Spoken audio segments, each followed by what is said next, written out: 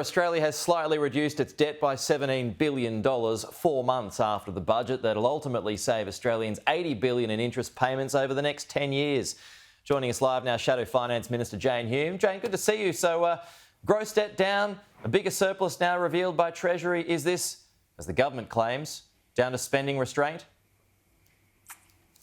Pete, this is obviously a very selective drop from the government on its final budget outcome, and I'll be commenting more about the final budget outcome when all of the data is revealed later this week. But what we can say is how much more would the debt have been reduced by had the government not spent an additional $315 billion over the last 3 budgets, which is what we've seen. In fact, they've spent $4 for every $1 that they have saved. And we know that because the revenue that's come in has essentially been caused by 2 things: high commodity prices and that insidious bracket creep caused by high inflation. So it hasn't been the hard work of Jim Chalmers to get the budget under control. He hasn't cut his savings as households have done.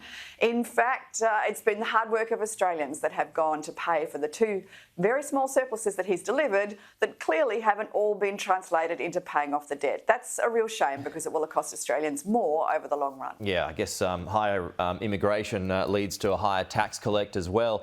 Jim Chalmers, though, he claims this gross debt now 10% lower than what Labor inherited from your old government. That's how they're explaining it away.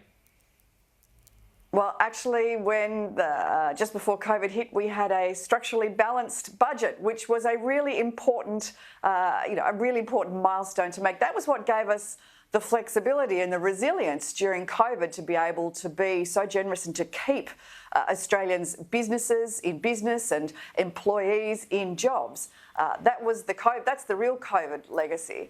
Unfortunately, what we've seen since that period of time is a deterioration of economic conditions. We've now got stagnant economic growth. We've still got persistently high homegrown, sticky inflation, and we've got productivity that's going backwards. So that does not augur well for the years ahead. And certainly that's being felt in people's hip pockets. We know that the cost of living is still the number one issue that Australians are feeling right now. I'm down here in the Western Districts of Victoria in the seat of Wannon with Dan Tian this week, and that's exactly what we're talking about: the cost of living, the cost of doing business, and also some of those insidious taxes that we've been talking about that are being inflicted on both businesses and farmers. I thought that background looked familiar, Jane. Now on to the opposition leader, your boss today, Peter Dutton. He's to unveil his nuclear plan. Will it include the costs and energy bill savings? Well, I'm not going to preempt Peter Dutton's any of Peter Dutton's announcements, as you would probably understand. But the coalition has been very clear from its very early on in this term of government that we need to find a new emissions-free baseload power source in order to fill the gap when coal that we've relied on for decades leaves the system. Now, there needs to be a transition fuel, and that's all about gas. And there's also renewables are going to continue to play an important part in our energy mix. But it's about getting the energy mix right.